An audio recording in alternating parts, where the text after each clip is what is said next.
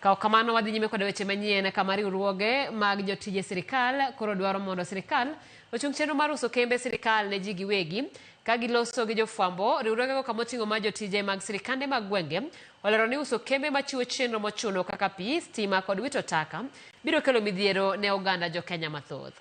Tok jatend piny William Ruto chiwo koke chik mar uso kembe sirkal kata Privatization Bill 2025, sirkal sani oikore mar uso kembe 11. Solidarity. Paro mopogore medo nyuolore tok jatend piny William Ruto chiwo koke e paro mar chik ewi uso kembe mag sirkal, chik ma iluongo ni Privatization Act 2025. Chikno makoro payo ne uso kembe mag sirkal 11. Riwruoge mopogore mag jotije sirkal koro dwaro mondo sirkal ochung mapiyo chenro mag uso kembego. We want immediate halt to privatization and reinforce public ownership.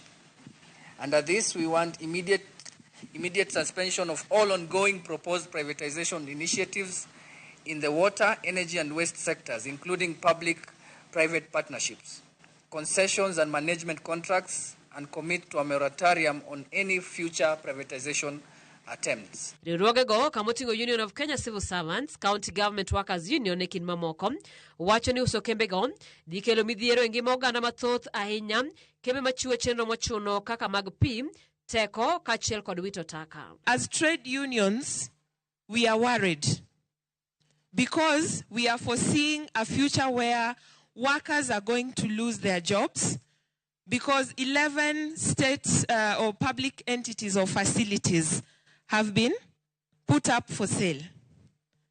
But are they really making losses, or it is because they are being underfunded? Kao kamano, sirikal koro jiwo mondo med keto mwandu e kembe mage kendo tiyo kanyachiel kod kembe mamoko mag sirikal e chopo kare chenro mag jopiny giwegi. If Nairobi Water Company is struggling, NSSF being a public facility or a public institution, they can loan to Nairobi County so that iyo pesa isitoke so that they don't borrow from IMF or privateers for profit making.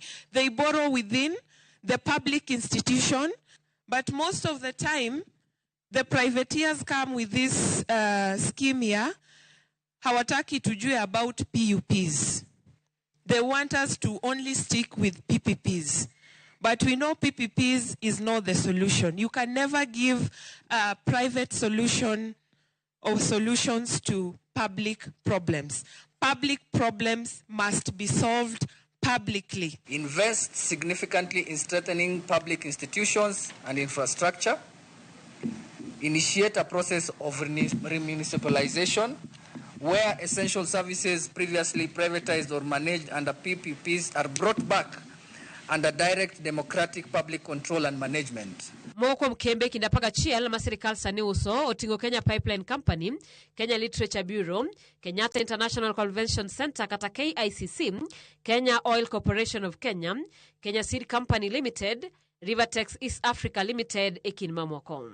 Privatization Act 2025 en achiel kuom chike aboro ma jatend piny William Ruto nochwe koke tarik 15 dweni toka ne doho wito oko chik machon mano Privatization Act 2023 mane tiyo godo e uso mwandu makamago.